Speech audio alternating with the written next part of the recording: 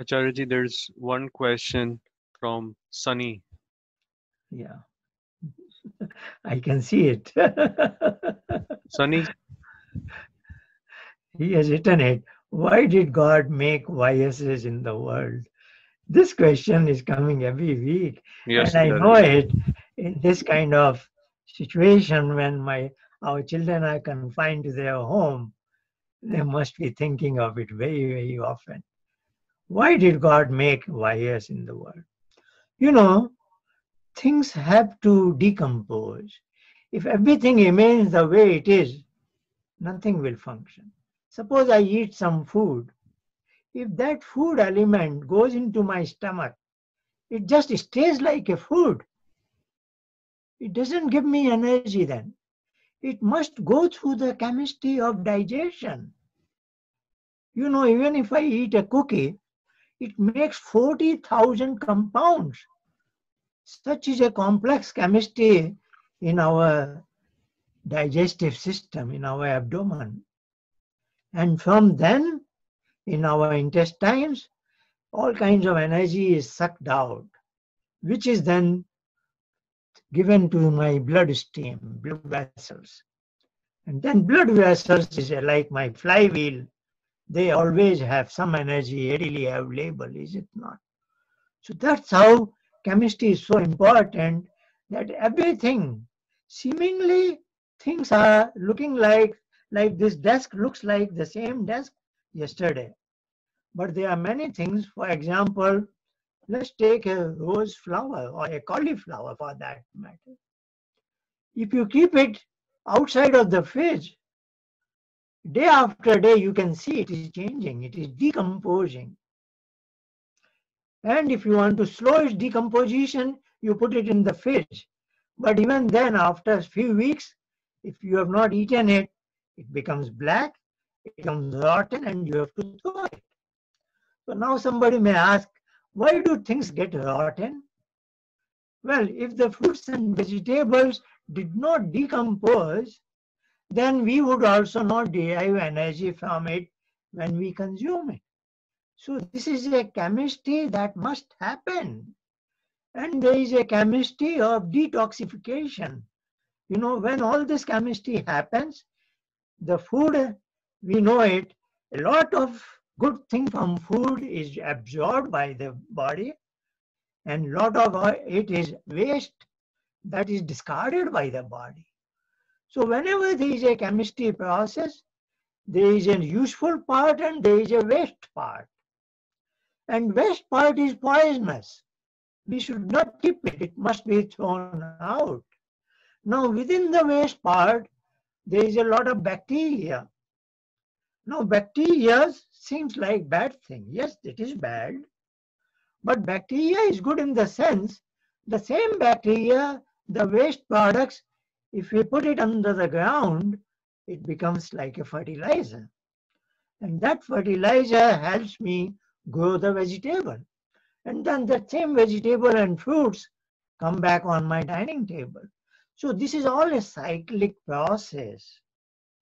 And this is also a cyclic process in animals, particularly in wild animals. Now, in wild animals, when they discard certain material things, they also have some food, particularly if they are carnivores, like a snake. A snake will eat one rabbit full just like that, without even cooking. Of course, then, it derives a lot of energy. That's how they get energy from. But then there is a lot of waste product also. Now, in our waste product, there may be a lot of bacteria. In their waste product, there may be what is called a virus. Virus is more complex than a bacteria.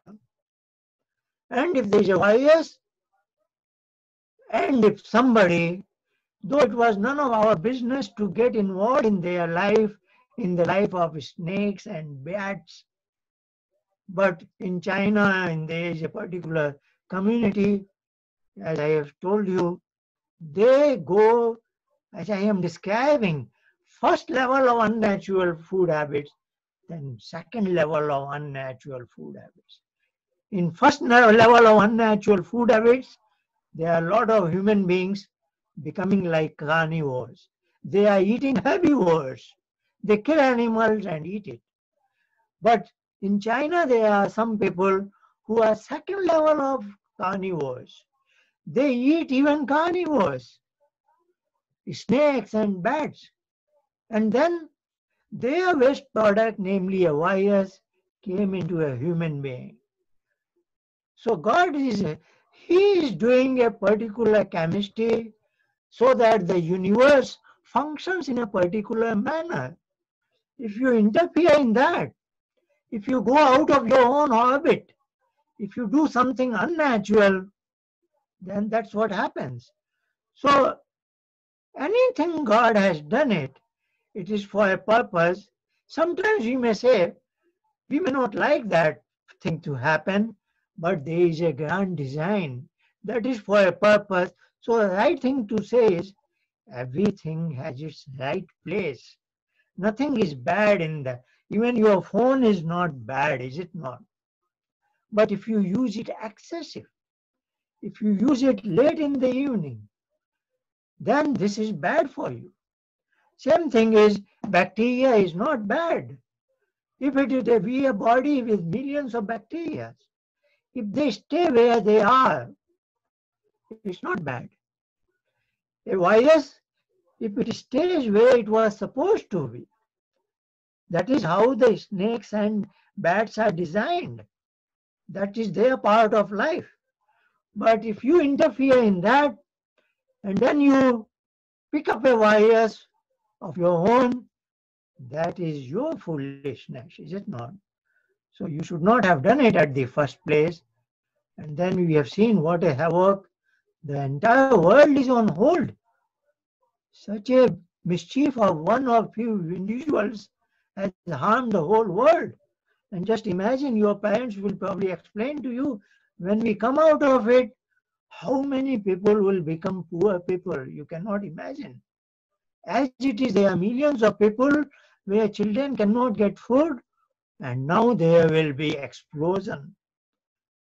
There will be many millions of people, they will not even have food in their homes. This is a catastrophic thing happening because somebody did some mischief, something wrong, unnatural thing.